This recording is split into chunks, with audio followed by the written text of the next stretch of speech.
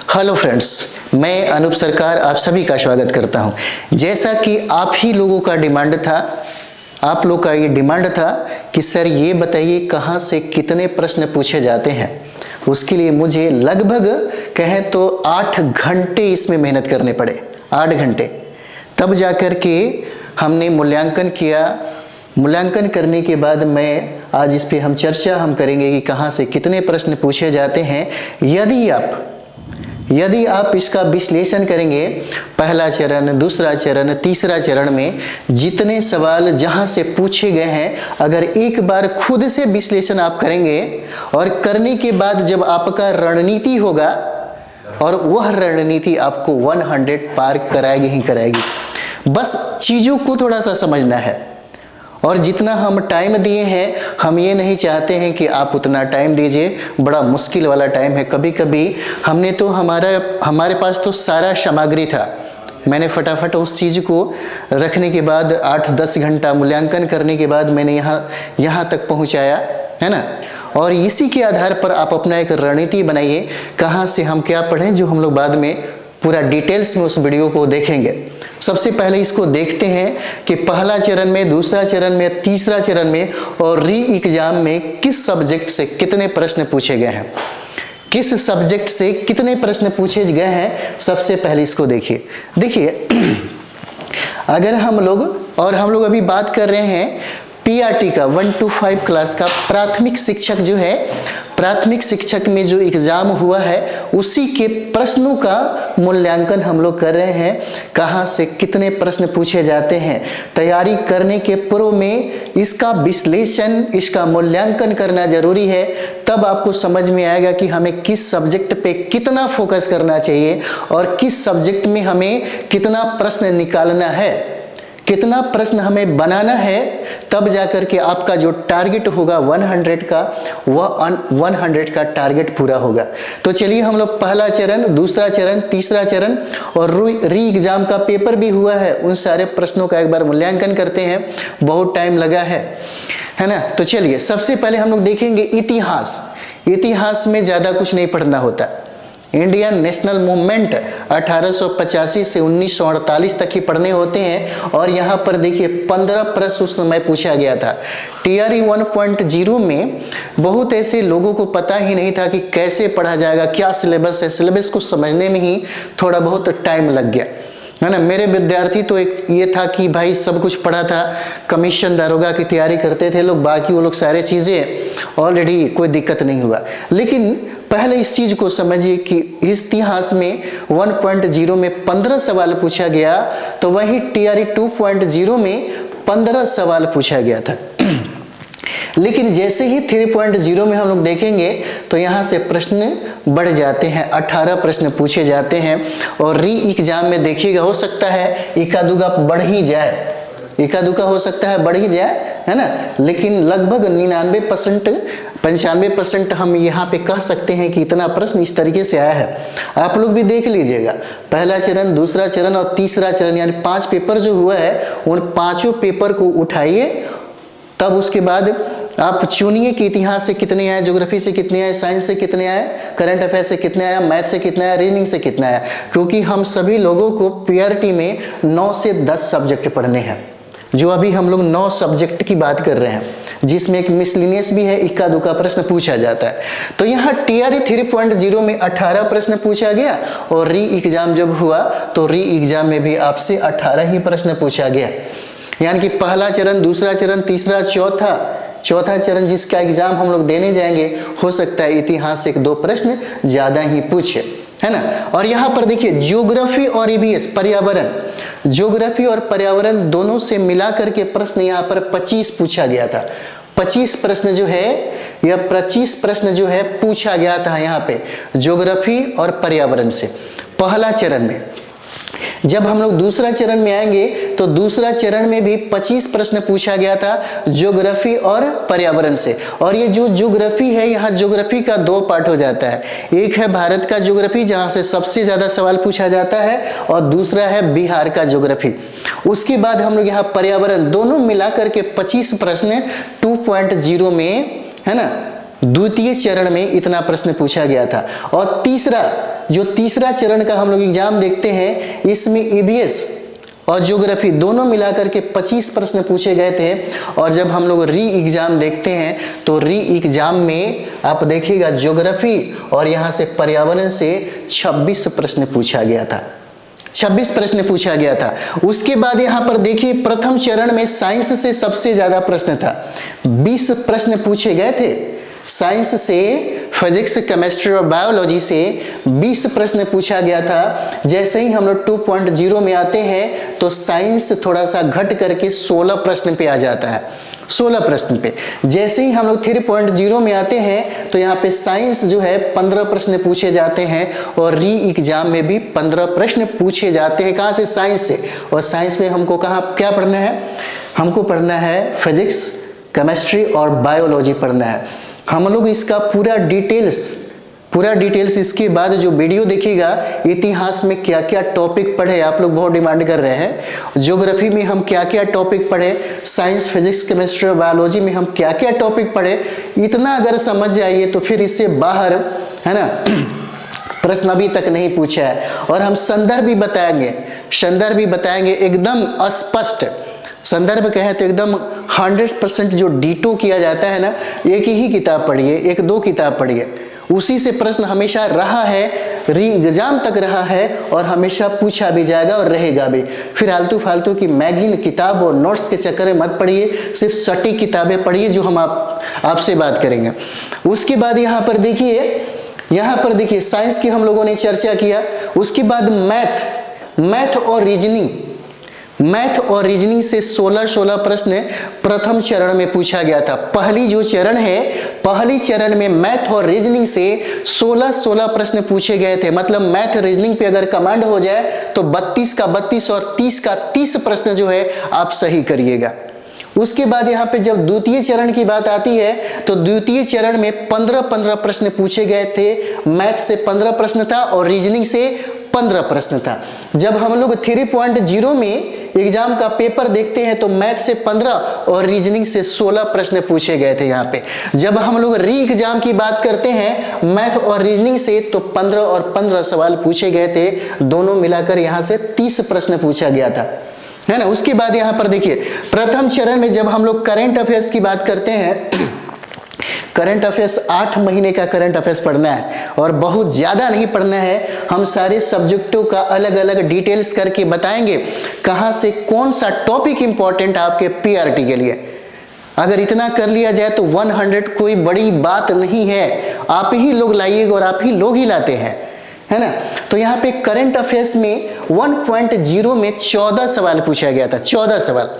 लेकिन जैसे ही हम लोग 2.0 में देखेंगे तो करंट अफेयर से यहाँ 16 प्रश्न पूछा गया, 16 प्रश्न पूछा गया। और जैसे ही हम लोग करंट अफेयर्स 3.0 में तृतीय चरण की एग्जाम जब बीपीएससी का हो रहा था, शिक्षक भर्ती का, उस समय यहाँ से 16 प्रश्न पूछा गया था। और यहाँ जब री एग्जाम हुआ तो करंट अफेयर से 15 सवाल पूछा गया, 15 प्रश्न पूछा गया, है ना। यहाँ से 15 प्रश्न पूछा गया था। उसके बाद यहाँ पर देखते हैं पॉलिटी। प्रथम चरण में पॉलिटी से 6 से 7 प्रश्न पूछे गए थे। प्रथम चरण में पॉलिटी से 6 से और 7 प्रश्न पूछे गए थे। जब हम लोग द्वितीय चरण में आते हैं तो यहाँ से प्रश्नों की संख्या बढ़ करके 10 हो जाती है, 10 प्रश्न पूछे गए हैं। फिर उसके बाद हम लोग यहाँ 3.0 में पॉलिटी का पेपर देखते हैं तो यहाँ से 8 प्रश्न पूछा जाता है। जब हम लोग री एग्जाम में देखते हैं तो पॉलिटी से 9 प्रश्न पूछे जाते हैं, है ना, 9 प्रश्न पूछे जाते हैं। सब में अलग अलग टॉपिक है, बहुत बढ़िया टॉपिक है, ज़्यादा दिन का समय नहीं लगेगा। अगर हम लोग इस 9 सब्जेक्ट को पढ़े तो 3 महीना, है ना, 90 दिन, 100 दिन काफ़ी है अच्छे तरीके से कंप्लीट करने के लिए, 100 को पार करने के लिए बहुत इजीली तरीके से करा जा सकता है, कोई बड़ी बात नहीं है, है ना। उसके बाद यहाँ पर देखिए बिहार स्पेशल की अगर हम लोग बात करें यहाँ पर तो ऐसा नहीं है कि बिहार स्पेशल अलग से ये है। अगर आप इतिहास पढ़िएगा तो अधिकतर प्रश्नों का संदर्भ आपका बिहार ही है। अगर उसको ऐड करिएगा तो पता चलेगा कि 22 और 15 प्रश्न बिहार स्पेशल ही हो गया। यदि आप प्रश्न देखेंगे ज्योग्राफी में तो कभी कभी प्रश्न का जो संदर्भ है वह बिहार के संदर्भ में पूछा जाता है, तो आपको लगेगा कि अरे ये तो बिहार स्पेशल से पूछा गया सवाल है। तो हमें ये समझना होगा, हमें इसको समझना होगा कि हम आखिर किस तरीके से पढ़े, और इसीलिए हम आपको बोलते हैं कि SCERT की किताबें पढ़िए। जब प्रश्न इतिहास, ज्योग्राफी, पॉलिटी है ना अगर पूछेगा आपसे और वो प्रश्नों का संदर्भ अगर बिहार होगा तो SCERT पढ़ने वाले, बिहार सरकार की किताबें जो है, समग्र शिक्षा की अभियान की जो किताबें हैं, पढ़ने वाला विद्यार्थी ज़्यादा स्कोर करेगा, है ना। तो चलिए यहाँ पर हम लोग देखेंगे, यानी कि TRE 2.0 में बिहार स्पेशल से 8 प्रश्न पूछे गए थे और 3.0 में 8 से 10 प्रश्न पूछे गए थे। जब हम लोग री एग्जाम की बात करते हैं तो री एग्जाम में यहाँ से कितने प्रश्न थे, तो 7 प्रश्न थे, 7 प्रश्न। और जो हम लोगों ने अभी 1.0, 2.0, 3.0 री एग्जाम का जो पेपर देख करके हम लोगों ने जो मूल्यांकन किया, जो विश्लेषण किया, अब आप इस बात को समझ सकते हैं कि हमें सबसे ज़्यादा फोकस किस पर करना चाहिए।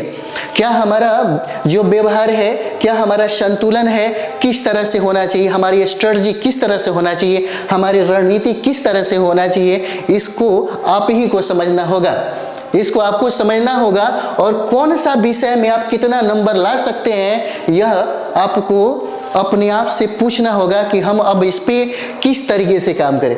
हम तो बताएंगे ही बताएंगे, है ना, लेकिन आप अपने अंतरात्मा से जरूर पूछिएगा कि यदि हमें इसमें 100 पार करना है, यदि इसमें हमें 100 पार करना है, क्योंकि हम इसलिए आपको बता रहे हैं कि सूचना पहले ही मिल गया है और सूचना में ये कहा गया है कि इस बार का PRT का जो पेपर होगा 3.0 की अपेक्षा क्या होगा, कठिन होगा, टफ पेपर होगा। टफ पेपर क्यों होगा, क्योंकि अनुमान लगाया जा रहा है, एक्सपर्ट का ये मानना है कि इस बार के PRT के एग्जाम में अप्लाई जो होगा कम से कम 4 से 5 लाख विद्यार्थी इस पेपर को देगा। जब इस पेपर को देगा तो संभावना ये भी जताया जा रहा है कि आप किताबों का गहराई से अध्ययन करिए। किताबों का गहराई से अध्ययन करने का डिमांड जो है वह BPSC रखेगा। और इतना जानिए, BPSC अपने लेवल से समझौता करने को तैयार नहीं है, तो फिर आप अपना पढ़ाई जो है बिल्कुल गहराई में करके जाइए, फिर देखिए 100 जो है वो पार करेंगे ही करेंगे, है ना। नेक्स्ट वीडियो में हम लोग बात करेंगे सब्जेक्ट वाइज। इतिहास में हम लोग क्या क्या पढ़े, कौन सा टॉपिक पढ़े, ज्योग्राफी में हम लोग क्या पढ़े, कौन सा टॉपिक पढ़े, है ना। उसी तरीके से जितने भी सब्जेक्ट हैं, सारे सब्जेक्ट के बारे में जो हमने मूल्यांकन किया है, जैसे में PRT 1.0, 2.0, 3.0 और री एग्जाम में कहाँ कहाँ से किस टॉपिक से प्रश्न पूछे गए हैं, उन सारे प्रश्नों को और उन सारे टॉपिक को हम पूरे डिटेल्स में हम लोग बात करने वाले हैं, है ना। तो चलिए हम लोग मिलते हैं नेक्स्ट वीडियो में। इस वीडियो को जरूर अपने साथी और संगियों के बीच में एक बार शेयर करिएगा, है ना। लाइक कमेंट्स रुकना नहीं चाहिए, ताकि हम पढ़ते रहते हैं।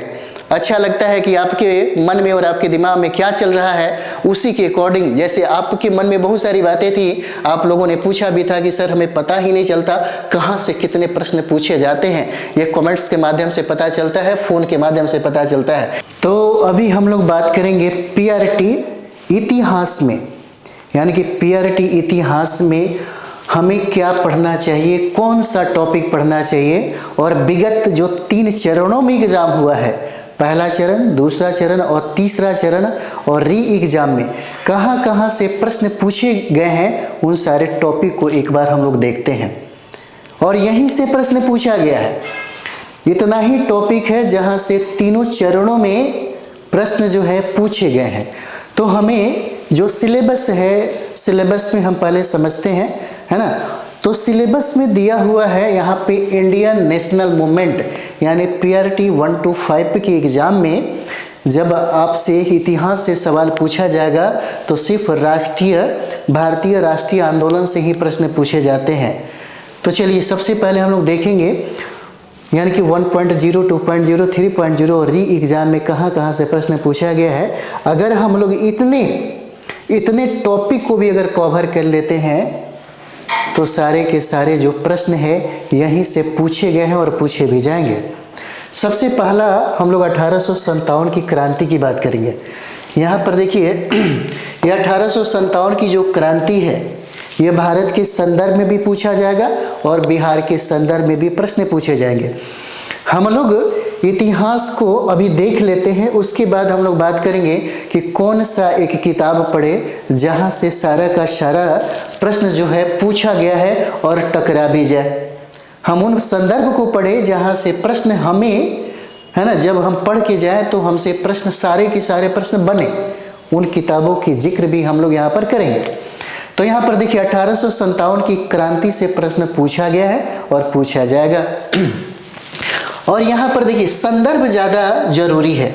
संदर्भ की हम लोग बात करें तो यहाँ पे संदर्भ ज़्यादा जरूरी है, भारत के संदर्भ में और साथ ही साथ बिहार के संदर्भ में। उसके बाद हम लोग यहाँ पर देखिए आदिवासी आंदोलन हमेशा प्रश्न पूछा जाता है, चाहे वो सिविल सर्विस की एग्ज़ाम में हो, चाहे आपके पीटी की एग्ज़ाम में हो, यहाँ से हो सकता है और पूछा भी गया है। जैसे मुंडा आंदोलन बहुत ज़्यादा बीबीआई रहा है, संथाल आंदोलन जो है यह बहुत ज़्यादा बीबीआई रहा है, भील आंदोलन ज़्यादा बीबीआई रहा है, कोल आंदोलन जो है ना, कोल आंदोलन यहाँ से प्रश्न पूछे जाएंगे और ये इम्पोर्टेंट है, जितना है ना यहाँ पे उतना भी पढ़ लीजिएगा तो काम आपका चल जाएगा। उसके बाद जो सबसे इम्पोर्टेंट टॉपिक है जहाँ से सबसे ज़्यादा सवाल पूछा गया है वह टॉपिक आपका भारतीय राष्ट्रीय आंदोलन हो जाता है। भारतीय राष्ट्रीय आंदोलन, यह आंदोलन जो है यानी कि ये पढ़ना हमको 1885 से लेकर के 1948 तक के जितने भी घटना हुए हैं उन सारे घटना को हम लोगों को पढ़ना होगा। अब देखिएगा इसके संदर्भ में कहाँ से प्रश्न पूछे गए हैं, उन प्रश्नों पे हम लोग, उन टॉपिक पे हम लोग एक बार विचार करते हैं। जैसे में देखिएगा महात्मा गांधी का चंपारण सत्याग्रह 1917 में चंपारण सत्याग्रह हुआ था। यहाँ से हमेशा बीपीएससी प्रश्न बनाया है, चाहे वो सिविल सर्विस में हो, चाहे बिहार के किसी भी एग्जाम में, कोई भी एग्जाम हो, अगर सवाल बनता है तो चंपारण सत्याग्रह से वो बनाता ही बनाता है। इसलिए बीपीएससी के, है ना, बीपीएससी के नज़रों में ये चंपारण सत्याग्रह जो है ये हमेशा सामने दिखता है। तो यहाँ से प्रश्न रहेगा। उसके बाद असहयोग आंदोलन 1920 में जो प्रारंभ हुआ था, और 1920 में जो प्रारंभ हुआ, एक चीज़ और भी समझिएगा इसको, आप तो एनसीईआरटी से पढ़ लीजिएगा, एनसीईआरटी से पढ़ लीजिएगा, कोई बात नहीं, और भी संदर्भ भी पढ़ लीजिएगा, ये भी चलेगा। हो सकता है ना, किसी का सार संग्रह जो इतिहास में लिखा गया है, जैसे महेश बड़वाल वगैरह बहुत चल रहे हैं, तो उनका भी सार संग्रह पढ़ लीजिएगा। लेकिन सारा चीज़ कंप्लीट करने के बाद अगर ये प्रश्न बिहार के संदर्भ में पूछ दिया तो एक भी प्रश्न आपसे नहीं बनेगा। तो फिर आपके दिमाग में चलेगा कि हमने इतना मेहनत तो किया। आपसे मेहनती उत्तर प्रदेश और बिहार के विद्यार्थियों से ज़्यादा मेहनती कोई विद्यार्थी है? सरकारी नौकरी के लिए जितना पागलपन यहाँ के विद्यार्थियों में दिखता है और मेहनत करने का जो जुनून दिखता है, वह जुनून बिल्कुल कम नहीं है, लेकिन गलत डायरेक्शन में। यदि हम लोग एनसीईआरटी पढ़े ही हैं, तो अगर हम लोग एससीईआरटी जो बिहार सरकार की किताबें हैं यदि पढ़ लें, तो फिर अगर बीपीएससी आपके बिहार के संदर्भ में प्रश्न अगर पूछे तो आप बना के आइएगा, है ना। तो इसी तरीके से है असहयोग आंदोलन, इम्पॉर्टेंट है, यहाँ से प्रश्न पूछे गए हैं। दांडी मार्च गांधी का, साइमन कमीशन से प्रश्न पूछे गए। सविनय अवज्ञा आंदोलन, भारत छोड़ो आंदोलन, यहाँ से प्रश्न पूछे गए। पूना समझौता अंबेडकर और गांधी के बीच में हुआ था, प्रश्न पूछे जाते हैं। गांधी इरविन समझौता, वेवेल योजना, क्रिप्स मिशन, माउंटबेटन योजना, यहाँ से प्रश्न पूछे जाएंगे। संगठन, प्रमुख संगठन है, यहाँ से प्रश्न पूछे जाते हैं। प्रमुख पुस्तक है, उसका लेखक, पुस्तक और लेखक। पत्र और पत्रिकाएं के संपादक कौन है, यहाँ से प्रश्न पूछे जाते हैं। बहुत ज़्यादा नहीं पढ़ना है, दिमाग में चलता होगा कि बहुत ज़्यादा पढ़ना है, इसके लिए हम आपको एक किताब बताते हैं, बहुत बेहतरीन किताब है, बहुत बेहतरीन। जितना भी पढ़ लीजिएगा आपका रिजल्ट इतिहास में अगर 20-18 प्रश्न भी पूछेगा तो ज़्यादा से ज़्यादा 1 और 2 ही गलत होगा। सबसे पहले हम लोग बात करेंगे क्या संदर्भ पढ़े। तो देखिए बिहार सरकार की जो किताबें हैं, बिहार सरकार की किताब है समग्र शिक्षा अभियान की जो किताबें है, 8 क्लास का, 8वां क्लास का लेवल आपसे ज़्यादा नहीं मांगेगा। पीआरटी 1 to 5 के टीचर बनने के लिए 10th तक का ही लेवल आपसे मांग रहा है, इसलिए 8वां क्लास का किताब देखिएगा। उसमें इतिहास पढ़िएगा जिसमें लिखा होगा भारतीय राष्ट्रीय आंदोलन, यानी कि आधुनिक भारत का इतिहास 8वां क्लास का है। उसमें अलग से टॉपिक होगा इंडियन नेशनल मूवमेंट, वहाँ से पढ़िए। 1857 की क्रांति पढ़िए, पत्र पत्रिकाएं पढ़िए और बहुत सारा इवेंट जो है इसमें दिया गया है, आप इसको जरूर पढ़िए। उसके बाद हो सकता है आपको लगे कि हमारे पास एनसीईआरटी भी है, तो एनसीईआरटी भी पढ़ सकते हैं। यहाँ पर एक देखिएगा, पीजीटी और टीजीटी के विद्यार्थी पढ़ते हैं, सिविल सर्विस के स्टूडेंट पढ़ते हैं। 12वीं क्लास का मॉडर्न इंडिया का बुक है एनसीईआरटी का, आप चाहें तो वहाँ भी पढ़ सकते हैं, वहाँ से आप पढ़ सकते हैं। इंडिया नेशनल मूवमेंट ही सिर्फ पढ़िए, बाकी कुछ मत पढ़िए। इंडिया नेशनल मूवमेंट पढ़ लिए, वहाँ से भी काम चलेगा। आपको लगता है कि नहीं कुछ और पढ़ना चाहिए, तो लुसेंट सबसे बढ़िया, ज़्यादा से ज़्यादा 8-10 पन्ना में दिया हुआ है इंडिया नेशनल मूवमेंट, उसको पढ़ लीजिए, है ना। उसके बाद इससे 20 का 20 प्रश्न बनाने की क्षमता आप रखिएगा। उसके बाद जो बीपीसी के द्वारा जो विगत 10 से 15 सालों में जो भी सवाल पूछे गए हैं, जैसे एकत्र आप देखिएगा समग्र रूप से, तो घटना चक्र का पूर्वावलोकन है, वहाँ से सिर्फ इंडिया नेशनल मूवमेंट का जितना भी प्रश्न पूछा गया है उन सारे प्रश्नों को एक बार सॉल्व कर लीजिए, फिर देखिए आपकी तैयारी एकदम संपूर्ण हो जाएगी। इतिहास में अब प्रश्न नहीं छूटने वाला है ना। इतिहास में आप लोग कम से कम पलट करके देखिए, विगत वर्षों में तीनों चरणों में जो एग्जाम हुआ है, इन सारे से कहीं अलग से प्रश्न नहीं पूछा गया है, यहीं से प्रश्न पूछा गया। और जहाँ से प्रश्न पूछा जाता है उसी पे टारगेट भी करना चाहिए। हाँ, एक बात जरूर है, थोड़ी सी गहराई में जानने के लिए आप किताबों का अध्ययन करिए, एससीईआरटी और एनसीईआरटी, फिर आपकी कोई ज़रूरत नहीं है। कॉन्सेप्ट लेवल का प्रश्न भी पूछेगा इतिहास में तो आपसे बनेगा, ये गारंटी है। फैक्ट हो या कॉन्सेप्ट हो, अगर ये कहता है, बीपीसी कहता है कि हम इस बार का एग्जाम टफ लेंगे, तो ज़्यादा से ज़्यादा टफ कहाँ बनाएगा, कॉन्सेप्ट में बनाएगा। फैक्ट तो ऐसे भी रट के उससे ज़्यादा आप रटे रहिएगा, तो फैक्ट में कोई प्रॉब्लम नहीं है, कॉन्सेप्ट में, है ना। और फैक्ट भी रटे रहिएगा, दोनों चीज़ें आपको एक ही किताब से प्राप्त हो जाएगा, वह है आपका एससीईआरटी एनसीईआरटी, है ना। इससे आपको कंप्लीट हो जाएगा, ठीक है।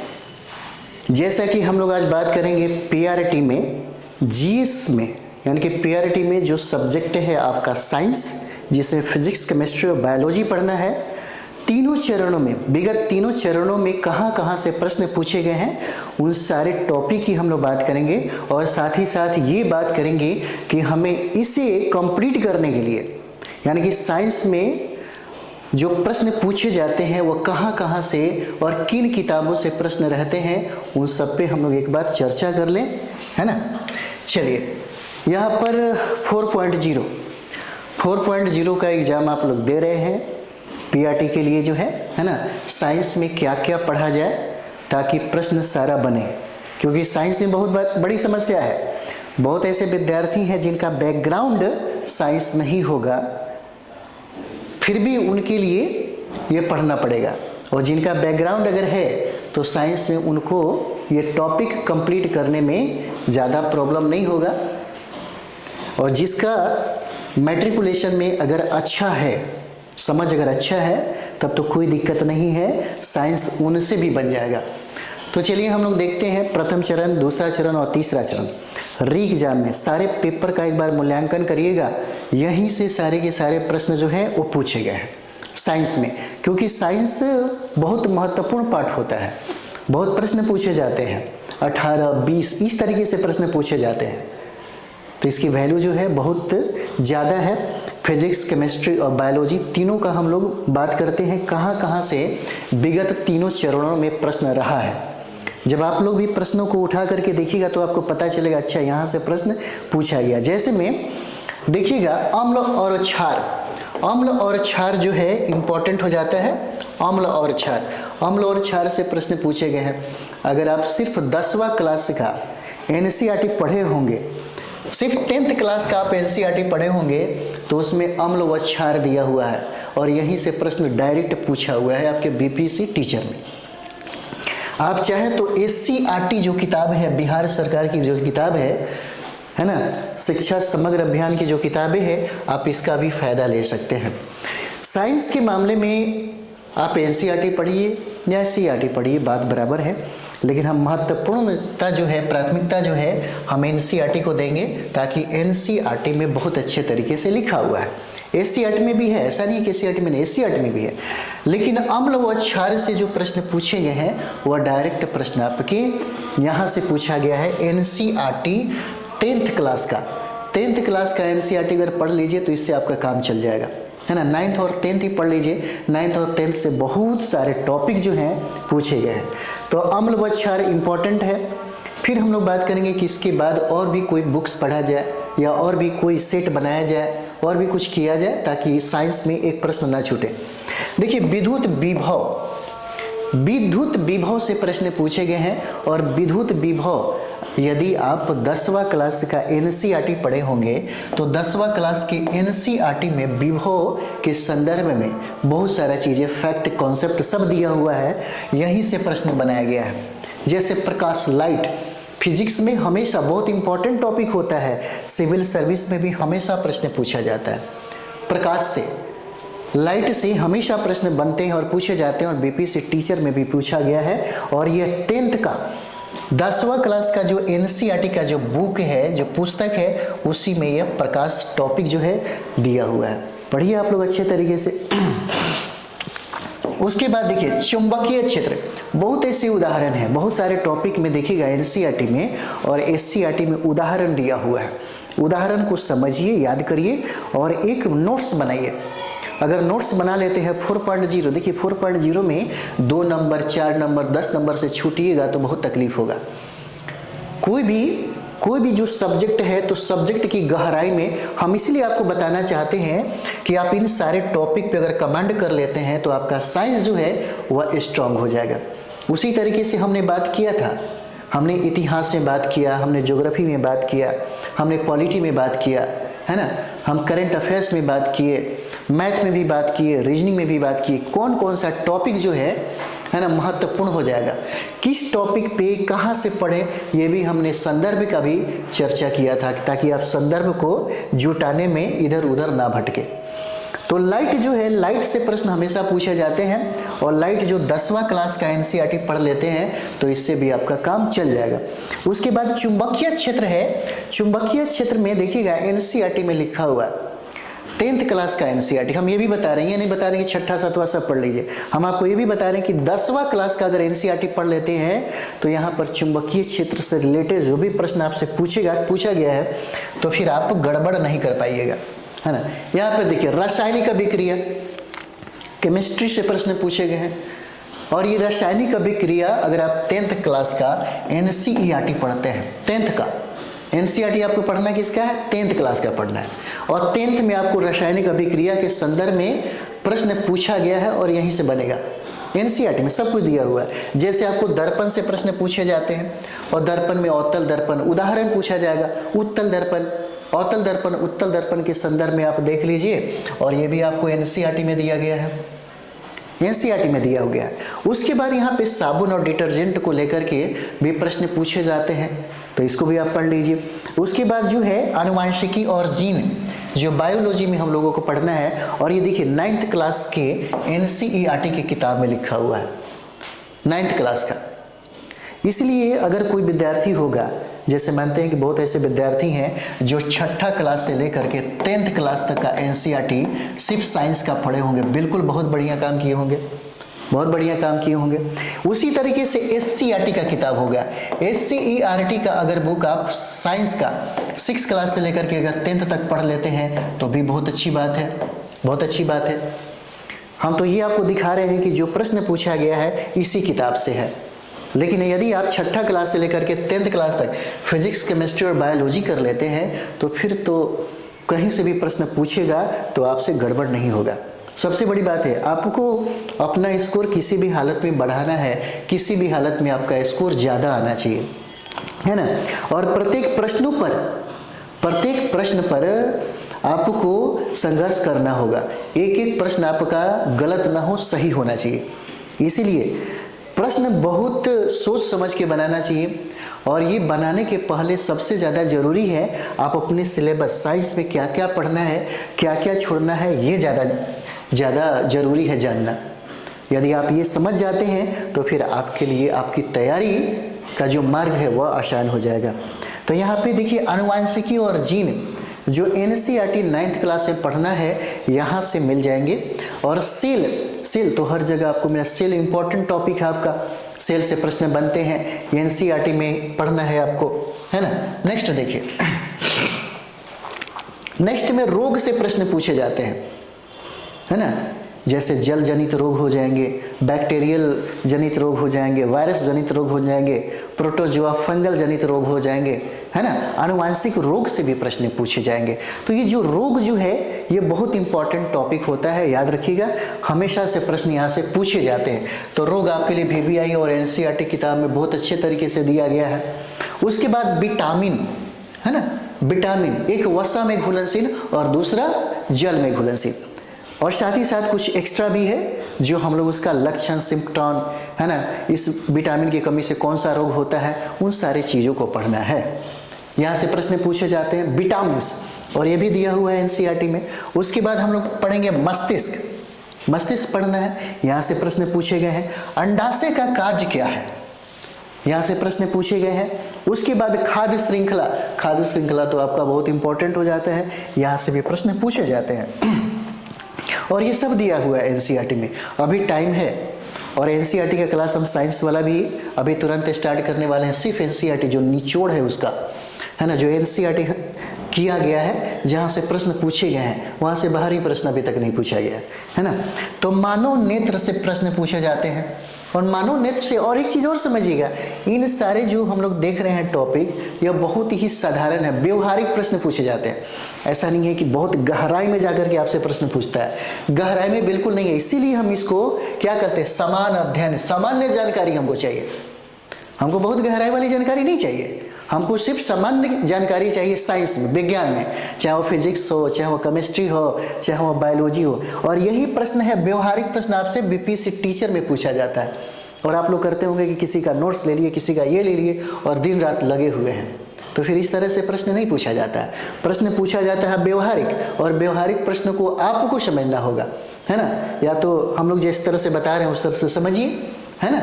चाहे विगत वर्षों में जितना भी प्रश्न पूछा गया उन सारे प्रश्नों का मूल्यांकन करिए, आपको खुद समझ में आ जाएगा, है ना। तो यहाँ पे खाद्य श्रृंखला इंपॉर्टेंट है, मानव नेत्र से प्रश्न पूछे जाते हैं। और यहाँ पर देखिए गुरुत्वाकर्षण, गुरुत्वाकर्षण 9th और 10th के एनसीईआरटी में दिया हुआ है अच्छे तरीके से। टंगस्टन का प्रयोग कहाँ कहाँ होता है, किस चीज़ में होता है, ऐसे भी प्रश्न पूछे गए हैं। लेंस से प्रश्न पूछे गए हैं, है ना, लेंस इंपॉर्टेंट है। प्रिज्म से प्रश्न पूछे गए हैं। श्वसन तंत्र हो जाएगा, परिसंचरण तंत्र से प्रश्न पूछे गए हैं, श्वसन तंत्र, परिसंचरण तंत्र, है ना, ये इंपॉर्टेंट है। और यहाँ पर देखिए क्या पढ़ा जाए, क्या पढ़ा जाए, ताकि हमारा विज्ञान जो है अच्छी तरीके से तैयार हो जाए। सबसे जरूरी चीज़ ये है, सबसे ज़्यादा जो जरूरी है ये जरूरी हो जाता है कि आखिर हम लोग क्या पढ़ें, है ना, क्या पढ़ें ताकि हमारा जो तैयारी हो अच्छा हो जाए। तो सबसे पहले हम लोग जिस संदर्भ की बात करेंगे वह संदर्भ हमारा हो जाता है एससीईआरटी और एनसीईआरटी। यदि एनसीईआरटी में साइंस को लेकर के सिर्फ हम लोग बात कर रहे हैं, सिर्फ विज्ञान की बात हो रही है, सिर्फ विज्ञान की बात, बाकी सारे सब्जेक्टों को हम अलग अलग डिवाइड करके क्या क्या पढ़ना और क्या क्या छोड़ना सब बता दिए हैं। तो एनसीईआरटी में 7th, 8th, 9th, 10th का एनसीईआरटी का बुक पढ़िए, ज़्यादा दिमाग मत लगाइए, ज़्यादा लगाइएगा तो फिर मुश्किल हो जाएगा। उसी तरह से एससीईआरटी का 6th क्लास से 10th क्लास तक पढ़िए। जो जो टॉपिक हम आपको बताए हैं उस टॉपिक पे डायरेक्ट टारगेट करिए, है ना, फिर देखिए आपकी तैयारी एकदम ज़बरदस्त हो जाएगी। यदि आप चाहते हैं कि साइंस में और कुछ पढ़ लिया जाए तो सबसे बेहतर है लुसेंट में 8 से 10 पन्ना में दिया होगा, फिजिक्स, केमिस्ट्री और बायोलॉजी दिया होगा साइंस का, लुसेंट साइंस में, वहाँ से पढ़ लीजिए। और फिर अंतिम रूप से जो विगत 10-12 सालों में जो बीपीएससी प्रश्न पूछा हुआ है साइंस से, है ना, साइंस से जो प्रश्न पूछा हुआ है बीपीएससी, वो घटना चक्र से सारा का सारा साइंस जो है वह बना लीजिए, क्योंकि इस घटना चक्र पूर्वावलोकन का बहुत बड़ा योगदान है। क्योंकि आप देखिएगा अधिकतर प्रश्न जो है रिपीट में पूछे गए हैं आपके टीचर के एग्जाम में, और अधिकतर प्रश्न जो है यही पूर्वावलोकन जो विद्यार्थी बना के गया होगा वो लगभग 50% से कहीं ज़्यादा प्रश्न जो है साइंस का वह कर देगा। इतना अच्छा है, यानी कि विगत वर्षों में जो बीपीएससी ने साइंस में जो प्रश्न पूछा है उसी से रिलेटेड आपको साइंस में प्रश्न बना के देता है, व्यवहारिक प्रश्न बनाता है। ऐसा नहीं है कि बहुत टफ जो सवाल है वो पूछे जाते हैं आपसे, है ना।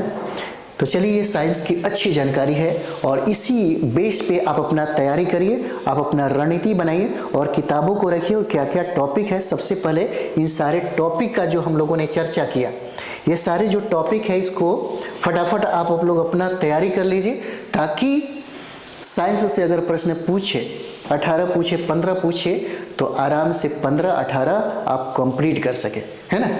तो जैसा कि हम लोग ज्योग्राफी पीआरटी में कौन कौन सा टॉपिक पढ़ें ताकि हमारा 20 प्रश्न पूछा अगर जाए तो सारे के सारे प्रश्न जो है सॉल्व हो जाए। तो देखिए, ज्योग्राफी में जो भी टॉपिक से प्रश्न पूछे गए हैं, क्योंकि ये मूल्यांकन है प्रथम चरण, दूसरा चरण और तीसरा चरण में जो भी ज्योग्राफी में प्रश्न पूछे गए हैं उन सारे प्रश्नों को जो टॉपिक वाइज जो है वही टॉपिक वाइज हम आपको बताने वाले हैं और इससे बाहर प्रश्न न पूछेगा न पूछा गया है ना। तो चलिए हम लोग इसका एक बार मूल्यांकन करते हैं, इसका विश्लेषण कर लेते हैं। देखिए, ज्योग्राफी जब हम लोग पढ़ाई करते हैं, जब स्टडी करते हैं तो एक तरफ हो जाता है इंडियन ज्योग्राफी और दूसरा जो प्रश्न बनाया जाता है वह प्रश्न बनता है आपके बिहार ज्योग्राफी से, यानी कि अधिकतर प्रश्नों का संदर्भ जो है वह बिहार रहता है। लेकिन हमें सबसे ज़्यादा जो प्रश्न जहाँ से पूछे जाते हैं वह प्रश्नों की संख्या सर्वाधिक आपके इंडियन ज्योग्राफी से पूछा जाता है।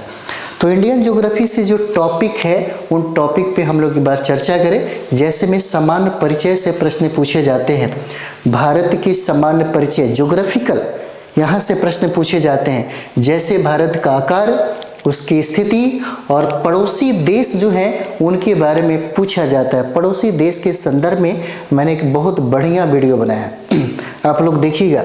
अधिकतर सवाल वहीं से पूछे गए हैं बीपीएससी में भी। उसके बाद जो आपका सबसे इम्पॉर्टेंट टॉपिक हो जाता है वह है अपवाह तंत्र, नदी तंत्र। और नदी तंत्र से हमेशा सवाल पूछा जाता है, चाहे वह गंगा नदी तंत्र हो या सिंधु नदी तंत्र, ये दोनों नदी तंत्र आपके लिए इम्पोर्टेंट है। उसके बाद हम लोग भारत के भौतिक स्वरूप के बारे में देखेंगे। तो यहाँ पर हिमालय पर्वत की श्रृंखला है, यहाँ से प्रश्न पूछा जाता है, जैसे काराकोरम, लद्दाख, जास्कर, पीर पंजाल, धौलाधर, शिवालिक, यहाँ से प्रश्न पूछे जाते हैं। तो ये इम्पोर्टेंट है आपके लिए। उसके बाद नेक्स्ट जो हम लोग देखते हैं ये हो जाता है जलवायु। तो जलवायु से प्रश्न पूछे जाते हैं। जलवायु में और मानसून से प्रश्न पूछे जाते हैं। देखिएगा, मानसून से अधिकतर जैसे मानसून का आगमन कब होता है, इसकी वापसी कब होता है, कोपेन के अनुसार भी पूछा हुआ सवाल है। बिहार के मानसून के बारे में, बिहार के जलवायु के बारे में प्रश्न पूछा हुआ है, तो यहाँ से प्रश्न पूछे जाते हैं। उसके बाद देखिएगा, वन्य प्राणी वन्य जीव संसाधन, यहाँ से प्रश्न पूछे जाते हैं।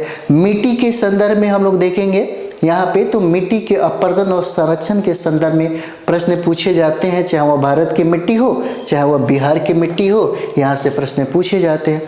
तापमान से प्रश्न पूछे जाएंगे, वनस्पति से प्रश्न पूछे जाते हैं। देखिए, सारा का सारा टॉपिक जो है वो हम लोग बताएंगे कि किस किताब में है। अगर उसको एक बार स्टडी कर लीजिए, सेल्फ स्टडी करिए, अच्छी तरीके से पढ़िए, फिर आपका प्रश्न गड़बड़ ही नहीं होगा, है ना। जैसे में वन, तो वन से प्रश्न अगर पूछेंगे तो वर्षा वन के संदर्भ में प्रश्न पूछा जा सकता है। उष्णकटिबंधीय वन के बारे में प्रश्न उदाहरण स्वरूप पूछा जा सकता है।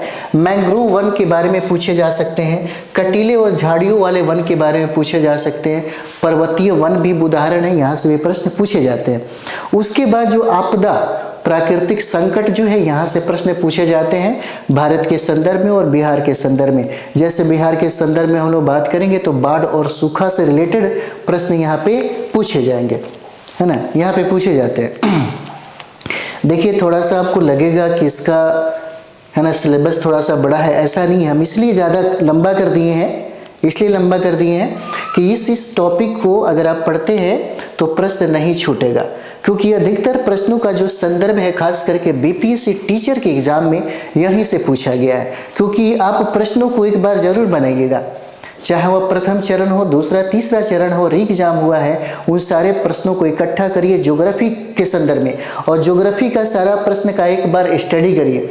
तब आपको पता चलेगा कि अच्छा सारे के सारे जो प्रश्न है इधर उधर से ही और यहीं से ही पूछे गए हैं। और इसीलिए मैंने इसको थोड़ा सा लंबा कर दिया है। जैसे प्रमुख परियोजना की बात करें, जल संसाधन के संदर्भ में भी प्रश्न पूछे जाते हैं। उसके बाद खनिज संसाधन है, ऊर्जा संसाधन है, यहाँ से प्रश्न पूछे जाते हैं। जनसंख्या तो बहुत ही बीबीआई है, जनसंख्या से हमेशा प्रश्न पूछता है, चाहे बीपीएससी टीचर की एग्जाम हो, चाहे वो बीपीएससी सिविल सर्विस का एग्जाम हो, पूछा जाता है। और यहाँ पे दो संदर्भ है, एक भारत का, एक बिहार का, लेकिन अधिकतर प्रश्न आपके बिहार के संदर्भ में पूछेगा। जैसे में जनघनत्व को लेकर के, लिंग अनुपात को लेकर के, शिक्षा को लेकर के, इस टाइप से प्रश्न पूछे जाते हैं, है ना।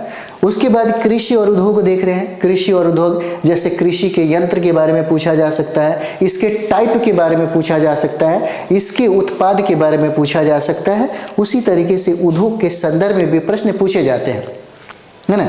और यहाँ पर देखिए मानव संसाधन, बहुत मेहनत करने के बाद इतना सब कुछ किया जा रहा है, इतना भी आप कंप्लीट कर लीजिए तो आपका प्रश्न नहीं छूटेगा, इतना काफ़ी है ना। किताब उठाइए और जितना भी टॉपिक हम आपको बता रहे हैं उन सारे टॉपिकों को एक बार पढ़ जाइए और जितना भी इंफॉर्मेशन है उसको कलेक्ट करिए, फिर देखिए आपका पीआरटी में 100 पार करेगा ही करेगा। तो ये मानव संसाधन, तो प्राकृतिक संसाधन और मानव निर्मित संसाधन के संदर्भ में प्रश्न पूछे जाते हैं। उसके बाद देखिए सौर मंडल, सौर मंडल हो गया, अभी हमने करवाया था एनसीईआरटी से ही, अक्षांश, देशांतर और ग्लोब, यहाँ से प्रश्न पूछे जाते हैं। और सारा का सारा एनसीईआरटी जो है और एससीईआरटी है ज्योग्राफी का, चाहे वह 6th क्लास का हो, 7th क्लास का हो, 8th, 9th, 10th, हम सब कुछ कराने वाले हैं, है ना यहाँ पर। उसके बाद परिमंडल से प्रश्न पूछे जाते हैं, जैसे स्थल मंडल हो गया, जल मंडल हो गया, वायुमंडल हो गया, जीव मंडल हो गया, जैव मंडल हो गया, यहाँ से प्रश्न पूछे जाते हैं। उसके बाद यहाँ पर देखिए प्रमुख स्थल, जैसे पर्वत, पठार और मैदान, यहाँ से प्रश्न पूछे जाएंगे। अब इतना सब कुछ होने के बाद दिमाग में ये भी चलता होगा कि अब हमें क्या पढ़ना चाहिए, है ना, क्या पढ़ना चाहिए। तो यहाँ पर देखिए, अगर किसी के पास, कोई भी विद्यार्थी, आप लोग तैयारी कर रहे होंगे तो अपना हथियार तो जरूर रखे होंगे, आपके पास सारा का सारा मटेरियल होगा ही होगा। लेकिन 2 मटेरियल की हम बात करेंगे यहाँ पे, जो 2 सटीक किताबें हैं वो आपके पास होना चाहिए। एक है आपका 6th क्लास से लेकर के 10th क्लास तक एससीईआरटी की ज्योग्राफी। उसके बाद आप चाहे तो एनसीईआरटी का भी ज्योग्राफी से, दोनों में अगर दोनों होता है तब तो कोई बात नहीं है, लेकिन दोनों में एक होना चाहिए। यदि आप हमसे पूछिएगा कि सबसे बेस्ट क्या होगा तो आप एससीईआरटी पढ़ लीजिए, सबसे बेस्ट होगा, है ना। अगर दोनों है तब तो कोई बात नहीं। यही सोने पे सुहागा वाली बात जो होता है, ये एनसीईआरटी और एससीईआरटी पढ़ने वालों के साथ साबित होता है। जब आप 6th क्लास से 10th तक आप पढ़ते हैं ज्योग्राफी को, चाहे एनसीईआरटी से चाहे एससीईआरटी से, तो आपका प्रश्न गड़बड़ नहीं होने जाने को है, बिल्कुल नहीं गड़बड़ होगा। उसके बाद जो विगत 10 से 15 सालों में जितना भी प्रश्न पूछा गया है, उन सारे प्रश्नों को आप यहाँ से बना डालिए, यहाँ से बनाइए। अगर रिवाइज आपको करना है तो 6-7 पन्ना में लुसेंट में दिया हुआ है, आप उसको एक बार रिवाइज कर लीजिए, फिर आपका ज्योग्राफी से प्रश्न छूटेगा ही नहीं, बिल्कुल नहीं छूटेगा। लेकिन सवाल जब बिहार के संदर्भ में पूछेगा तो याद रखिएगा, आपको बचाएगा और आपको फाइट कराएगा और आपके मंजिल तक पहुंचाएगा, वो हो जाएगा आपका एससीईआरटी का किताब। यही मेन है, यही मेन है। और अधिकतर जो प्रश्न पूछे गए हैं, अधिकतर प्रश्न, जैसे हम लोग साइंस की बात करेंगे तो आपको किताब बताते चलेंगे, ये टॉपिक पढ़िए, इस किताब में दिया हुआ है, और पलट के देखिएगा वहीं से प्रश्न पूछा गया है ना। यहाँ से भी हम चर्चा किए हैं, आप लोग एक बार देख लीजिएगा, है ना, एक बार देख लीजिएगा। जैसा कि हम लोग अभी बात करेंगे पीआरटी, मैथ और रीजनिंग, विगत तीनों चरणों का मूल्यांकन करने के बाद कहाँ से कितने प्रश्न पूछे गए हैं वो हम लोगों ने तो बात कर लिया। 15 प्रश्न, 16 प्रश्न मैथ से पूछे गए हैं और रीजनिंग से भी उसी तरीके से 15 प्रश्न पूछे गए हैं। अब हम लोग बात करेंगे कौन सा टॉपिक इम्पॉर्टेंट है पीआरटी के लिए, कि वह कौन सा टॉपिक पढ़ा जाए जहां से प्रश्न बने और पूछे भी गए हैं। तो टॉपिक आपका हो जाता है नंबर सिस्टम, संख्या पद्धति, यहाँ से प्रश्न पूछे गए हैं। उसके बाद जो दूसरा टॉपिक है वह हो जाएगा टाइम एंड वर्क, यानी कि समय व कार्य से प्रश्न पूछे गए हैं। उसके बाद जो प्रश्न पूछा गया है एवरेज, औसत से प्रश्न पूछे गए हैं। डिस्काउंट, बट्टा से प्रश्न पूछे गए हैं। प्रॉफिट एंड लॉस, लाभ और हानि से प्रश्न पूछे गए हैं। ठीक है, उसके बाद यहाँ पर देखेंगे परसेंटेज, जो प्रतिशत से प्रश्न पूछे गए हैं। सिंपल इंटरेस्ट, जो साधारण ब्याज के संदर्भ में भी प्रश्न पूछे गए हैं। रेशियो एंड प्रोपोर्शन, यानी कि अनुपात और समानुपात से प्रश्न पूछे गए हैं। उसके बाद सिंप्लीफिकेशन जो है, यानी कि देखिए तो सरलीकरण और घात और घातांक से भी प्रश्न पूछे गए हैं। ज़्यादा टॉपिक नहीं है, ज़्यादा टॉपिक नहीं है कि आपको परेशानी होगा, और यहीं से ही प्रश्न पूछे गए हैं, यहीं से प्रश्न पूछे गए हैं। उसके बाद अगर हम लोग रीजनिंग की बात करें तो रीजनिंग भी देख लीजिए।